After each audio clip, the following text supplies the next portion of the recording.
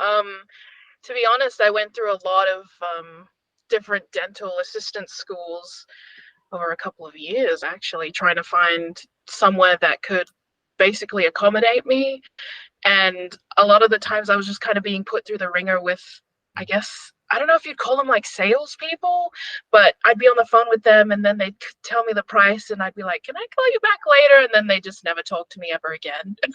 So when I saw Unity and that whole opportunity to take a tour and everything,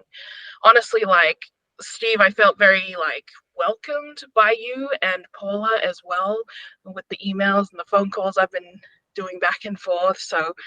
I felt like it was a very nice and